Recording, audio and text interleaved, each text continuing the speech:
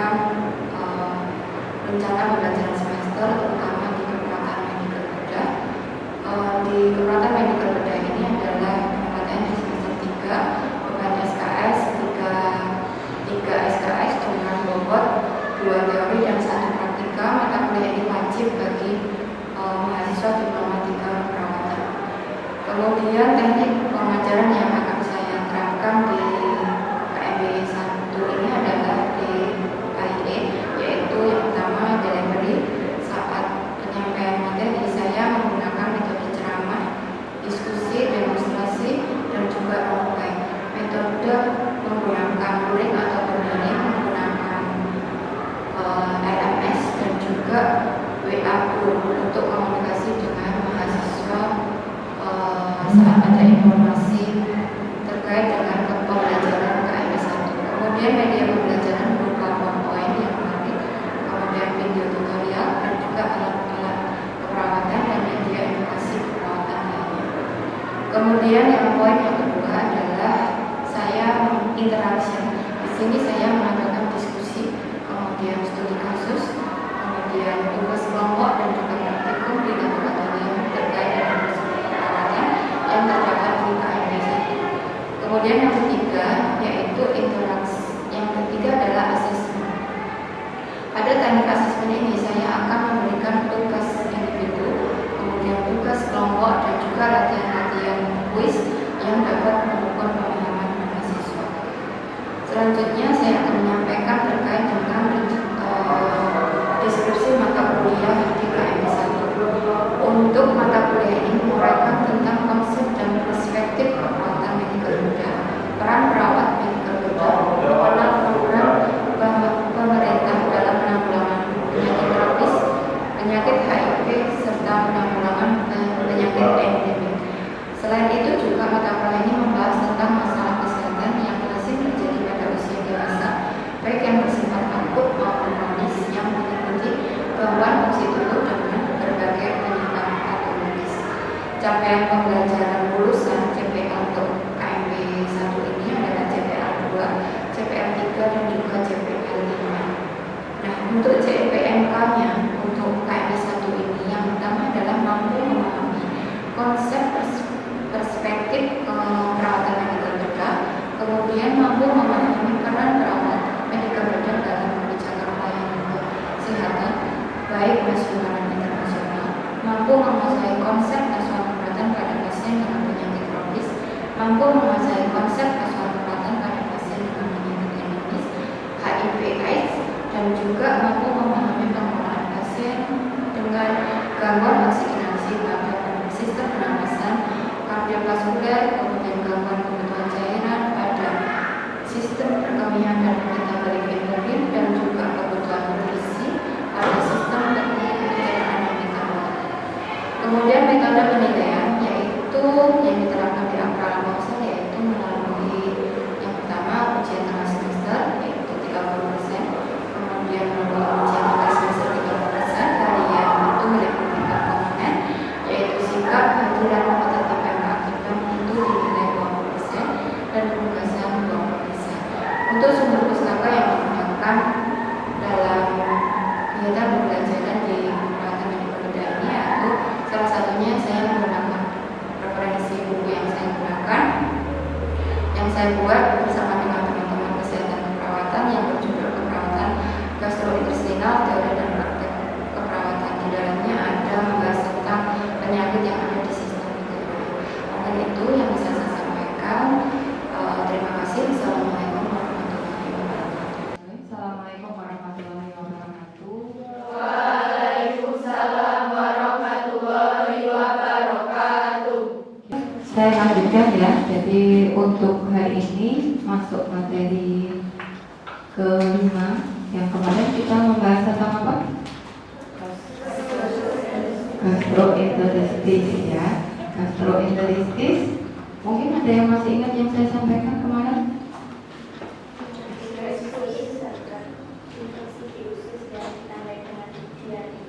Infeksi yang ada di saluran pencernaan yang ditandai dengan adanya diare. Oke, ya itu sekilas materi yang kemarin ya. Apalagi tanda-tandanya muncul adanya diare. Kalau dikatakan diare berarti berapa kali? Lebih dari 3 kali sehari. Hari ini membahas tentang kolitis. Ini salah satu penyakit yang terjadi di bagian usus. Ya, jadi berasal dari kata apa? Kolitis. Kolon, ya betul. Kolon. Jadi di dalam tubuh kita itu ada sistem pencernaan, salah satunya adalah kolon. Masih ingat ya? Dulu kita belajar di anatomi fisiologi di sistem pencernaan. Nah, oke, sekarang kita akan membahas fokus ke kolitis. Apa sih itu kolitis ya?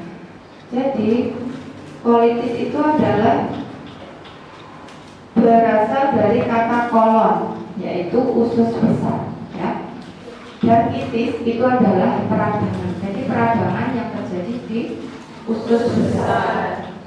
Oke, selain itu adalah kolitis adalah penyakit berupa peradangan usus besar yang menyebabkan gejala nyeri, kemudian dia ada peradangan, kemudian ada kondisi diare, dan juga ada perdarahan anus ya. Atau kolitis adalah suatu bentuk radang usus besar atau suatu penyakit dari usus, khususnya usus besar yang meliputi karakteristik bisul. Bisul tahu ya, bisul ya. Bisul di bagian reproduksi saja itu akan mempengaruhi beberapa kondisi seorang remaja, seorang ibu, apalagi ini di bagian pencernaan. Ini ya, jadi kembali, jadi posisi atau fisiologis dari organ usus besar itu adalah utamanya lebih ke absorpsi air dan erythroid ya. Sampai fisiknya padal itu pengaruh dari fungsi dari usus besar ya. Oke, nah ini kita kembali lagi ke antisnya anatomi fisiologi yang ada di usus besar. Infeksinya kalau di appendix namanya apa? Appendicitis ya. Jadi kalau istilah-istilah silahkan kembali lagi ke anatomi ya. Organ apa yang disampaikan atau yang akan dibahas di materi tersebut, berarti kan biasanya di rumah sakit itu ada rekam medis, di situ muncul diagnosa medis. Nah, di situ kalian bisa melihat kembali, mengingat kembali anatomi tubuh ini apa, anatomi tubuh ini mengenai bagian mana, diingat-ingat ya. Oke, nah kemudian ada kolon ascendant, kemudian ada kolon transcendent, descendant, rectum, dan anus ya. Oke, setelah itu penyebabnya apa? Ya, jadi kalau kolitis, gastroenteritis, tifoid itu terkena di usus. Jadi kalau dalam kondisi kok kita dalam keseharian biasa, kemudian kok ada keluhan pencernaan, kita perlu waspada. Jadi intinya ada perubahan di tubuh kita, ya kita harus berespon ya, jangan sampai membiarkan saja ya. Penyebab dari kolitis itu ada tidak diketahui ya. Ini untuk misalnya kolitis ulceratif itu sampai sekarang belum diketahui ya. Tetapi faktor yang mendukung itu ada ya. Ada beberapa penyakit itu tidak spesifik dia penyebabnya apa, tapi ada yang idiopatik tidak diketahui. Kemudian faktor infeksi ya. Jadi faktor infeksi itu bisa dari beberapa mikroorganisme ya. Yang pertama adalah Pseudomonas. Kemudian infeksi virus, bakteri, parasit itu bisa dari makanan, minuman yang dikonsumsi, kemudian tangan yang kotor. Kemudian faktor imunologi ya. Jadi biasanya ditandai dengan gangguan di ekstraintestinal, muncul adanya artritis. Apa itu artritis? Sendinya sakit ya. Kemudian perikolonitis itu apa? Di bagian empedunya ya.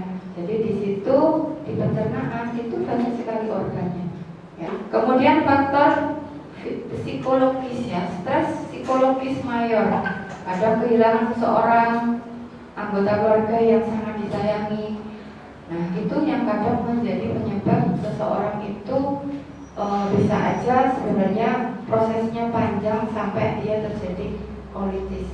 Kemudian faktor lingkungan ya, perokok ya. Jadi siapa yang orang tuanya, ayahnya masih merokok, saudara-saudaranya masih merokok, mungkin perlu dikasih edukasi ya. Kemudian bahan-bahan kimia keras yang merangsang usus besar, kemudian akibat radiasi pada usus besar itu sendiri. Tandanya apa ya? Tandanya adalah diare berdarah, nyeri abdomen, seringkali terjadi demam menggigil, penurunan berat badan kalau sudah kasusnya berat. Kasus ringan itu kadang ditandai sedikit darah atau tanpa manifestasi sistemik ya. Tapi biasanya tetap kalau kasus kolitis ini kasusnya sudah berulang kali masuk ke rumah sakit dengan gejala sebelumnya pencernaan dulu, baru muncul adanya kolitis gitu. Kemudian kembung dan peningkatan udara di bagian usus. Diawali biasanya adalah peradangan di bagian mukosa, kemudian ulcerasi, kerusakan kronik mukosa kolon ya. Tahap awal itu biasanya ditemukan infiltrasi ya, kayak perubahan sel ya. Jadi kayak misalnya perubahannya penyebar sel-selnya yang ada di daerah lokal tersebut ya. Kemudian muncul adanya peradangan difus yang lama.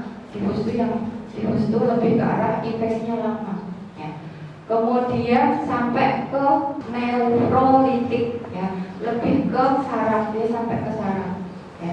Setelah itu fase kedua adalah sudah rusak di bagian mukosa. Mukosa itu berarti bagian pinggir-pinggirnya, tepinya dulu.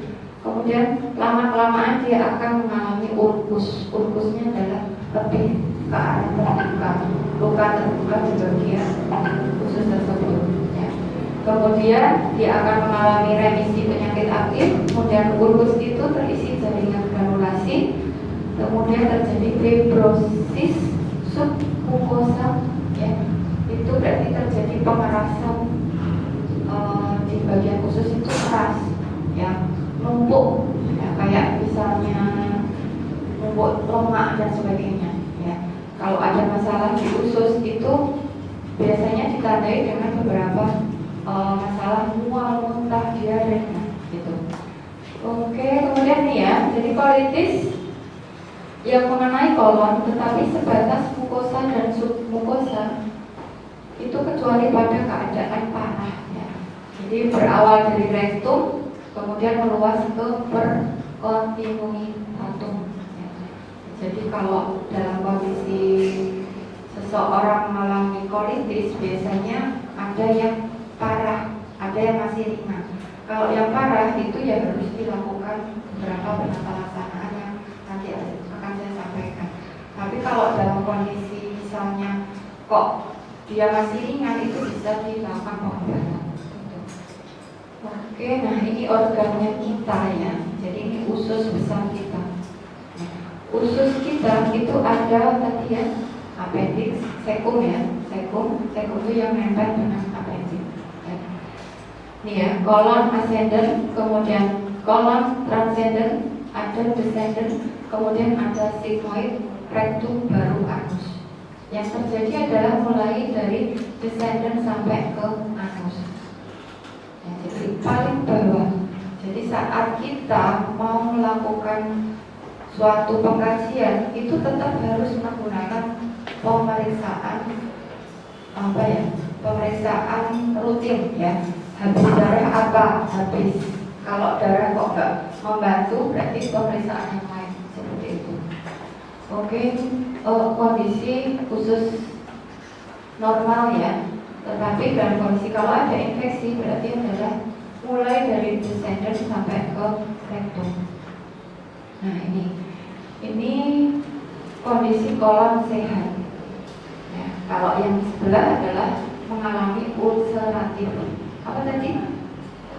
Luka terbuka atau ulkus, ulcer ya, itu. Jadi posisinya adalah dia mengalami infiltrasi, penyebaran sel. Ya, setelah penyebaran sel dia akan sampai ke bagian peradangan yang sifatnya difus lama. Ya, setelah itu apa yang terjadi? Dia kadang sampai ke saraf yang ada di pencernaan. Kemudian muncul adanya sedikit demi sedikit mukosanya itu makin terkena. Akhirnya apa? Muncul ulkus. Ya, kalau sudah ulkus, kadang aliran darah yang ada di bagian tersebut itu tidak akan berjalan dengan baik. Makanya muncul adanya fibrosis. Ya, fibrosis tadi ya, jadi dia meras di bagian khususnya. Gitu. Oke, ini gambarnya ya. Jadi kalau kolon mengalami kolitis itu berarti dia yang ulceratif kolon ini. Oke, kemudian prognosis ya. Jadi dapat terjadi komplikasi perforasi usus, stenosis penyempitan, kemudian megakolon, perdarahan degeneratif maligna. Kemudian resiko terjadinya CA usus besar juga cukup besar. Ya, jadi kalau penata laksanaan jari awam nggak tepat, biasanya akan muncul infeksi baru lagi, sehingga sampai dia infeksinya di pencernaan banyak, sehingga sampai akhirnya muncul adanya CA yang dia munculnya sampai 5 sampai 10 tahun setelah dia mengalami kondisi kolitis di saat ini ya, gitu. Oke, komplikasinya ini ya, jadi anemia, abses hati. Kenapa sampai ke anemia ya? Karena arahnya tadi ya, jadi kalau dia mengalami diare, dia mengalami nutrisi kurang, arahnya adalah dia HB-nya akan sampai kurang ya, penurunan sampai kurang dari 6 itu ada yang mengalami perdarahan di bagian usus. Ya, makanya kalau kita ada perubahan di dalam pencernaan kita, harapannya kita segera berespon. Apa yang harus kita lakukan? Kalau sudah dengan penata laksanaan ringan kok nggak bisa, ya udah kita harus kolaborasi. Ya, seperti itu. Kemudian abses hati, dehidrasi, hipoksia, shock, toksik megakolon, peritonitis, perforasi usus, obstruksi. Ya, jadi komplikasi ini perlu pertolongan medis yang adekuat untuk menghindari terjadinya kematian. Oke, penata laksanaannya ada beberapa medis dan keperawatan ya. Untuk medis harus diberikan pemberian cairan yang adekuat. Ya, infus ya. Infus itu pasti kalau di rumah sakit ya, intravena ya. Kemudian transfusi darah jika dia ada HB-nya turun sampai 10 kurang dari 10 harapannya dengan kondisi dia kolitis itu harus dilakukan transfusi. Kemudian obat-obatan antibiotik, anti nyeri, anti radang, imunosupresan, kemudian anti diare ini tadi. Ya. Kemudian terapi bedah. Oke, keperawatannya ini ya. Jadi kadang orang awam tuh nggak mau minum obat. Kadang sampai dia itu sakitnya berat baru dibawa ke rumah sakit dengan kondisi yang sudah sangat berat. Ya. Kalau kita mau langsung dengan tindakan ini kadang agak sulit. Tapi kalau dalam kondisi misalnya sudah agak pulih, sudah membaik, bisa kita lakukan terapi yang bisa rutinitas ya. Jadi misalnya kayak makan sagu, tepung sagu itu bagus kalau untuk pencernaan karena dia menyimpan lama di bagian pencernaan. Nah, ini contohnya ya. Jadi terapi air sagu dengan memasukkan 3 sendok makan tepung sagu ke dalam segelas air putih biasa. Ya, tidak panas dan juga tidak dingin. Kemudian diberi tambahan gula Jawa dan garam. Ya, boleh tanpa gula Jawa dan garam. Ya, jadi kalau dia suka, dia toleran terhadap makanan yang biasa nggak berasa, itu malah lebih bagus. Ya, itu sih harapannya saat kita mau memberikan terapi ke kita, tidak pengobatan terlebih dahulu. Ya. Kemudian dia cair tanpa serat, ya, di mana dapat mengistirahatkan usus besar karena tidak menghasilkan ampas atau sisa. Ya, jadi kalau pencernaannya mengalami masalah ya jangan makan yang berserat tinggi ya. Jadi arahnya adalah kayak bubur cair, nah itu efektif. Ya, makanya di rumah sakit kalau kita sakit pencernaan biasanya kan latihan untuk ususnya itu dengan makanan yang dari bubur, ya, kemudian cairan makanan nasi tapi cairannya yang banyak, jadi jenisnya yang cair sampai ke bubur. Nah itu efektif kalau untuk perawatan di pencernaan. Oke, upaya pencegahannya ya PHBS. Ya, untuk diskusi nanti ya. Jadi mungkin ini yang bisa saya sampaikan untuk kolitis, mungkin sekilas kurang lebihnya terkait dengan ini konsep dari penyakit kolitis itu seperti itu. Mungkin sebelum kita diskusi ada yang mau ditanyakan terlebih dahulu? Izin bertanya Ibu, tadi kan Ibu sudah menjelaskan mengenai penata laksanaan medis pada penyakit kolitis. Dan di sini saya akan menanyakan pada poin yang terakhir yaitu terapi bedah. Di situ belum menjelaskan lanjut tentang terapi bedah, apa saja dan apa saja jenis terapi bedah yang dilakukan pada pasien yang mengalami penyakit kolitis. Oh iya, oke, bagus sekali untuk pertanyaannya ya. Jadi terapi bedah ya, jadi terapi bedah seperti yang saya sampaikan tadi, tidak semua kasus kolitis harus dilakukan pembedahan. Kadang ada pasien yang tidak mau dilakukan pembedahan, tetapi ada pasien yang memang harus dilakukan pembedahan karena kasus kolitis yang seperti apa ya. Jadi sebenarnya kalau kasus kolitis yang sudah ulceratif itu ya harus dilakukan pembedahan, namanya pembedahan pengangkatan kolon sebagian atau keseluruhan, kolektomi ya. Jadi arahnya adalah kita pasien itu dilakukan pengangkatan sebagian atau keseluruhan ususnya, kolonnya ya. Ada juga yang dilakukan hanya lebih ke arah dia sebagian yang terkena di bagian atau pembersihan di bagian kolon saja, itu ada ya. Tetapi biasanya kalau di rumah sakit terapi bedah ini dilakukan dengan cara pengobatan. Kebanyakan kasus kolitis ini lebih ke pengobatan. Tapi kasus tertentu itu harus dilakukan terapi bedah seperti itu. Itu mungkin bisa menjawab, bisa membantu. Ada yang perlu dikonfirmasi? Belum. Ada lagi mungkin terkait materi kolitis? Oke. Izin bertanya Ibu, tadi sudah dijelaskan mengenai penyakit kolitis dan tadi saya belum melihat pemeriksaan penunjang apa yang dilakukan untuk penderita kolitis tersebut.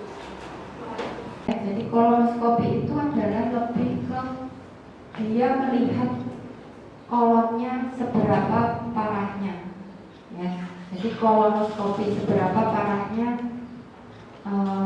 kolon tersebut mengalami kerusakan ya, seperti itu. Jadi sebagian besar dia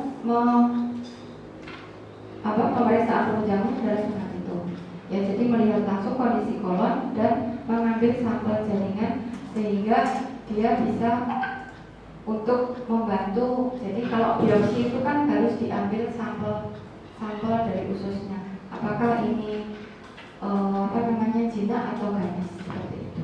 Mungkin untuk yang lain terkait dengan kolitis sudah ya. Nanti untuk asbabnya kan kalian sudah belajar tentang 3S ya, artinya konsep dasar sudah saya sampaikan, kemudian kalian bisa diskusi bersama kira-kira pengkajian apa yang akan kita tanyakan ke pasien. Kita akan lakukan wawancara, mungkin 1 menit 2 menit untuk bisa bahas ya. Jadi pengkajian apa, kalau tadi saya menyampaikan terkait dengan kolitis itu gejalanya adalah ada diare, berarti kemungkinan yang akan kita tanyakan apa, lakukan anamnesa apa saja. Kemudian yang di sini, di luar sini nanti diagnosa keperawatan yang muncul apa di konsep 3S. Ingat ya konsep 3S, di SDKI, SLKI, SIKI ya. Jadi saat kita mengangkat diagnosa berarti kita menggunakan SDKI Dari apa SDKI? Dari hasil pengkajian. Kemudian kita analisis menjadi sebuah diagnosa keperawatan. Nah, oke, mungkin butuh waktu untuk berdiskusi setengah menit, 1 menit ya. Nanti ada yang menyampaikan pengkajian-pengkajian apa yang perlu kita lakukan. Terus diagnosa yang muncul apa saja. Ya. Monggo. Terkait dengan diskusinya, apa saja yang perlu kita lakukan pengkajian atau analisa atau data yang muncul saat kita ketemu pasien kolitis. Ya, siapa? Mari. Ya. Ditanyakan apakah ada diare atau tidak, kemudian ada kram atau nyeri perut, kemudian ada penurunan berat badan, penurunan nafsu makan, dan adanya demam. Kemudian ada tanda dehidrasi seperti bibir kering, terus pucat, ada nyeri tekan abdomen dan distensi abdomen. Ya, jadi lengkap ya. Jadi kita sebenarnya bisa lihat di SDKI kemungkinan-kemungkinan yang muncul apa. Ya, karena di situ muncul ya. Jadi betul sekali saat kita mau melakukan suatu pengajian, bisa kita fokus ke kemungkinan terbesar pada pasien ini apa.